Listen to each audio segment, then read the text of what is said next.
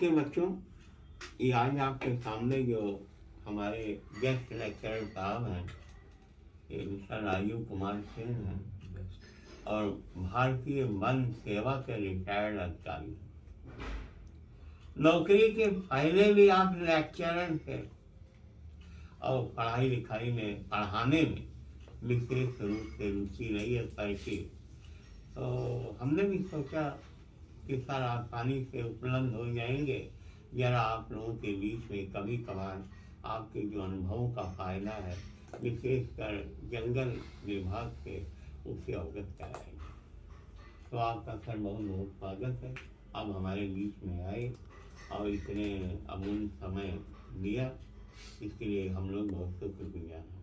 अब sir main बात ये है कि ये जो बच्चे हैं, ये न्यायिक सेवा के लिए है, अभियोजन सेवा के लिए है, और आज आप पहली बार आए हैं तो एक जनरल टाइप में ही बताएंगे।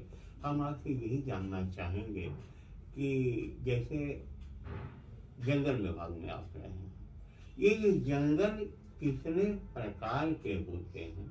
हाँ, खास तौर से हमारे देश में इसके दो तीन जो भी उनके प्रकार हो, आप थोड़ा सा बताएं। 2-3 मिनट में फिर हम अगला सवाल करेंगे। देखिए, फॉरेस्ट टाइप्स तो कई ग्राउंड पे डिफाइन होते हैं, जैसे लीगल है, उनके यूज़ के, तो वो क्योंकि अभी जस्ट सर ने हमसे कहा कि थोड़ा इधर नहीं, हम जनरली बात करेंगे आज। व्यस्त रहे, तो उसके बारे में पूरा डिटेल जो है हम आपको। अरे आप हमें खाली ये बता दें, तो जैसे हमारे हिल एरिया में जो जंगल है, तो मेन ये होता है कि फॉरेस्ट टाइप जैसे हमारे हिल हैं, वहाँ के अलग हैं, पर्वतीय जंगलात अलग हैं, नंदनी भूमि जंगलात अलग हैं।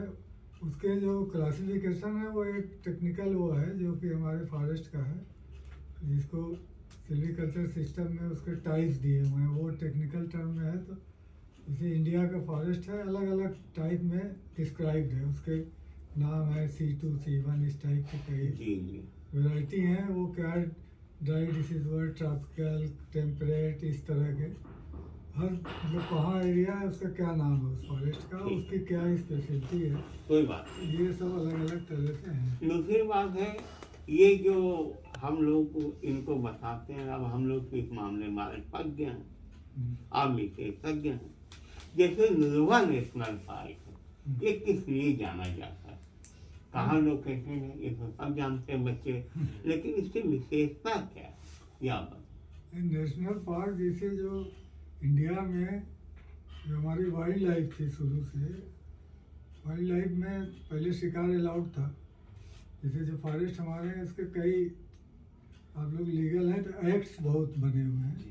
जैसे पुराना इंडियन फॉरेस्ट एक्ट है 1927 का, जिसके हिसाब से सारे फॉरेस्ट मैनेज होते हैं कि फॉरेस्ट में कोई ऑफेंस होगा तो कौन सा एक्ट, कौन सी धारा लगेगी, क्या पनिशमेंट है, कितना उसमें जुर्माना है, कौन उसके लिए एलिजिबल है, कौन जांच कर सकता है, कौन रिपोर्ट दे सकता है, ये सारी चीज़ें इंडियन फॉरेस्ट एक्ट में। उसके बाद आपके एक और एक्ट जो वाइल्ड लाइफ के पहले यहाँ पे जो हंटिंग है अलाउड थी इंडिया में, तो पहले बहुत राजा महाराजा थे, तो शिकार बहुत हुए, शिकार हुए तो वाइल्ड लाइफ धीरे धीरे धीरे धीरे टाइगर शिकार बहुत हुए। यहाँ एक जो अभी चीता है गायब हो गया इंडिया से, अभी इंट्रोड्यूस हुआ है, तो वो लोगों ने इतना शिकार किया खत्म ही हो गया। टाइगर भी लगभग खत्म होने की स्थिति है अभी।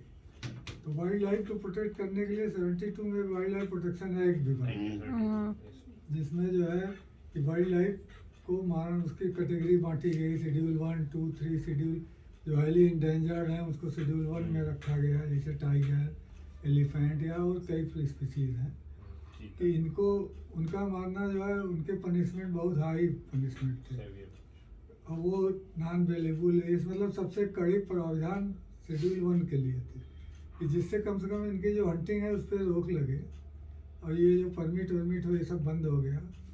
तो उसी के आधार पे ये वाइल्ड लाइफ एरिया सब जो हमारे बने, वाइल्ड लाइफ के जितने ये आपके नेशनल पार्क्स हैं ये सब हैं।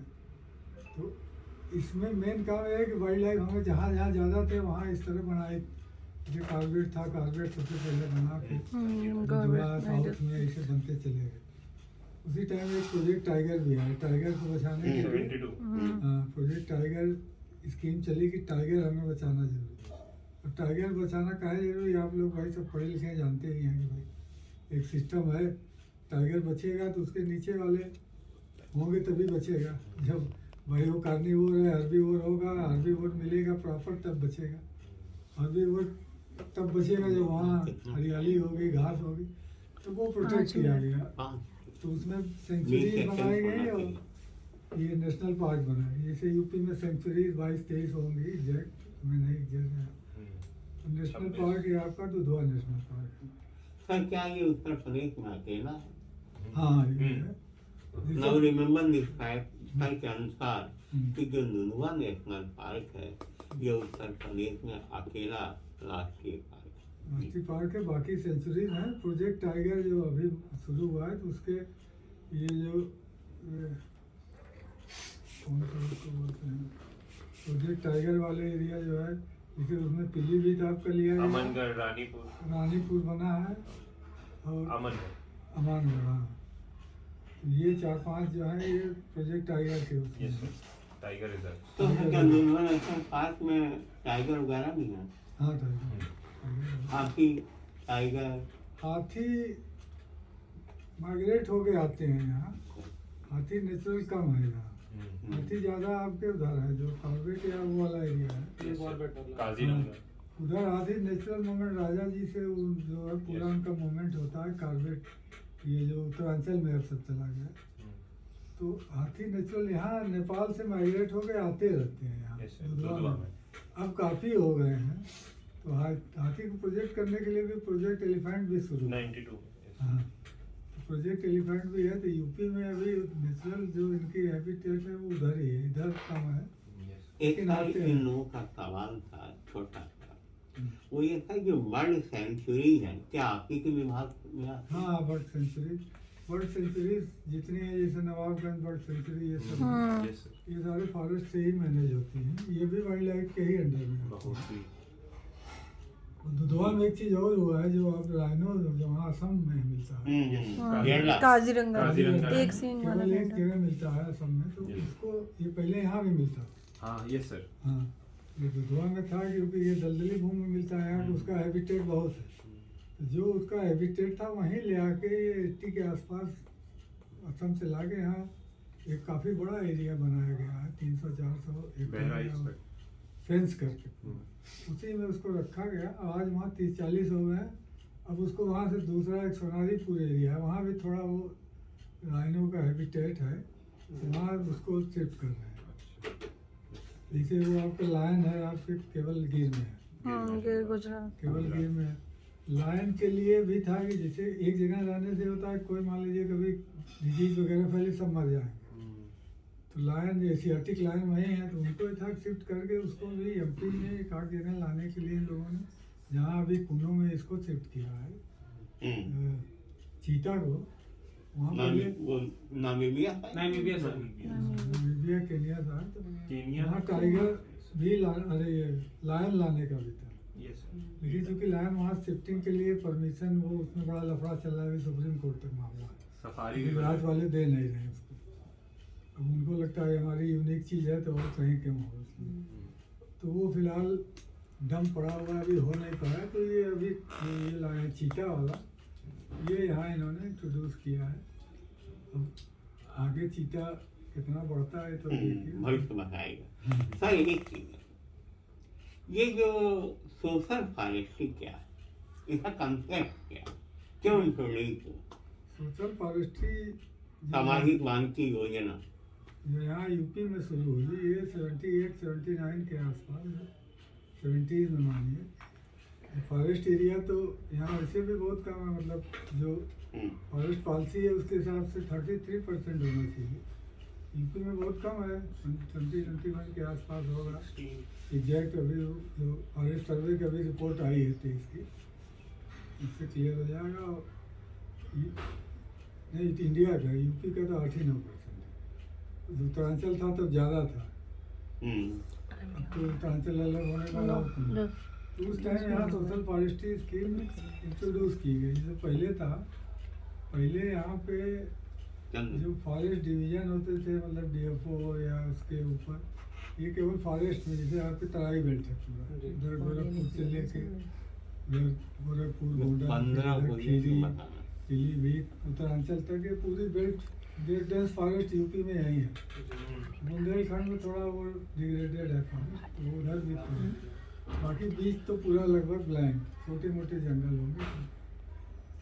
तो उसमें एक ये हुआ कि इसको जो भी गवर्नमेंट लैंड हो उस पर प्लांटेशन करके हम जो है फॉरेस्ट लैंड या ट्री कवर बढ़ाएं। तो उसमें सड़क के किनारे पेड़ लगाना, रेलवे लाइन नहरों के किनारे? नहर के किनारे, और ग्राम समाज लैंड है या कोई भी गवर्नमेंट लैंड, उस पर पेड़ लगाने के लिए फिर उसमें जितने ये आपके प्लेन के ज़िले थे, जैसे जौनपुर, सुल्तानपुर, आजमगढ़, फैजाबाद, सब जगह डीएफओ की पोस्ट क्रिएट हुई। डीएफओ वहाँ पहले डीएफओ नहीं रहता, अच्छा पहले जैसे लखनऊ में डीएफओ है तो 5-6 जिला उसके अंदर में, या कानपुर में है, छोटे जिलों में वो एसीआर, रेंजर, इसी रेंजर, टाइप, हाँ इस टाइप के लोग हैं।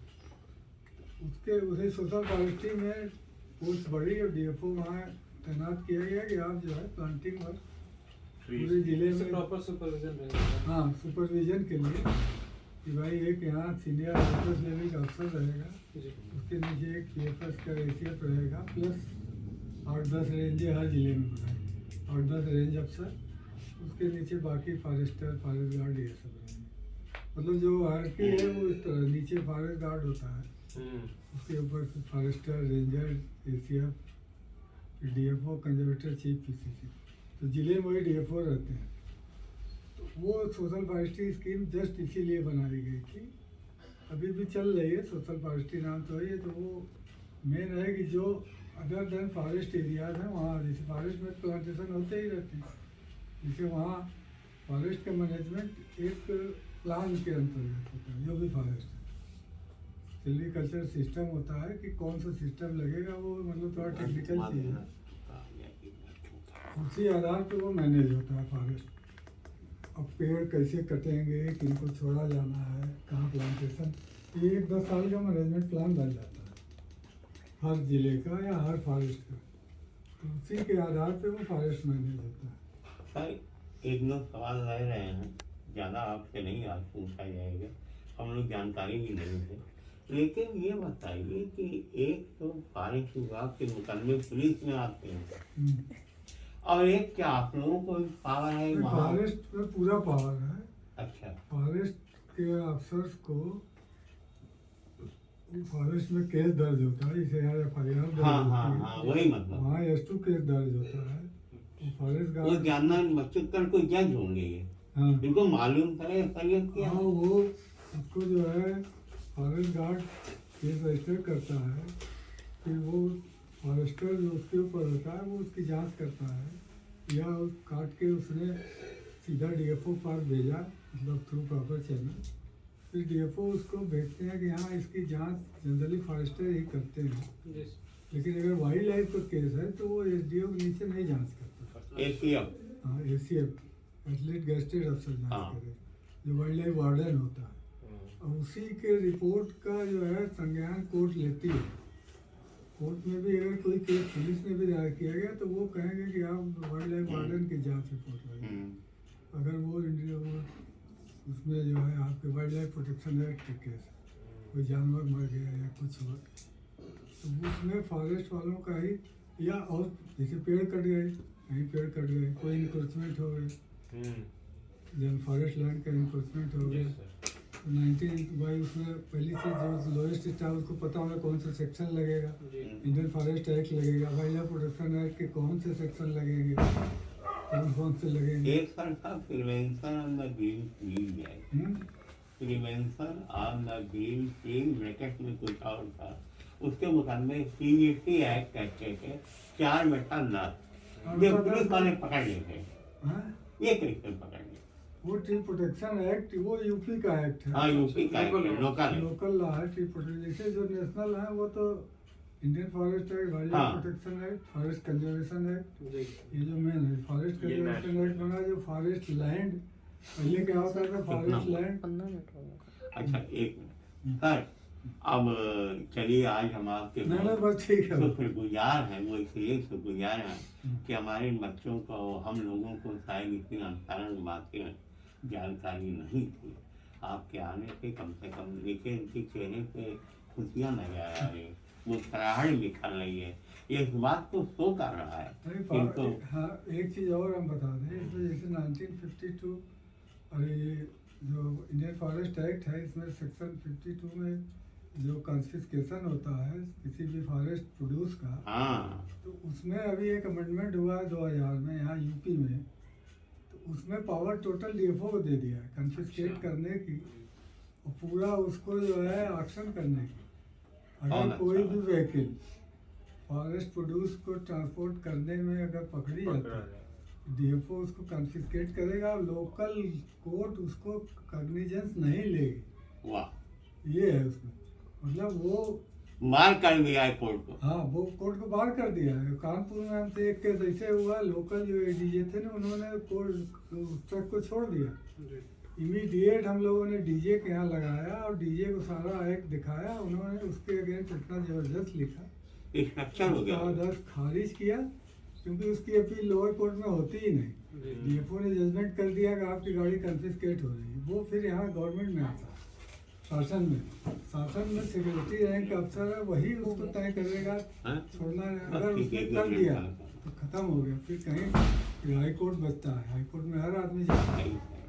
तो तो अगर सर ये क्योंकि आज आपके आने का हम लोग बहुत आनंदित है, आपसे बड़ी ठीक है। जब आप अगले टर्न में आएंगे तब कुछ क्वेश्चन हम लोग रखेंगे। हाँ आज बिल्कुल तो रखिए। अनप्रिपेयर्ड थे। दूसरे मतलब जैसे पेपर ऊपर आप हाँ देते बता हैं, आयम लेंगे तो तो उसमें किस टाइप के क्वेश्चन हाँ। आते हैं, ऐसे बड़ा ब्रॉड चीज फिर है। आज बहुत बहुत धन्यवाद आपका, आज आप आए, एक बार दोबारा धन्यवाद।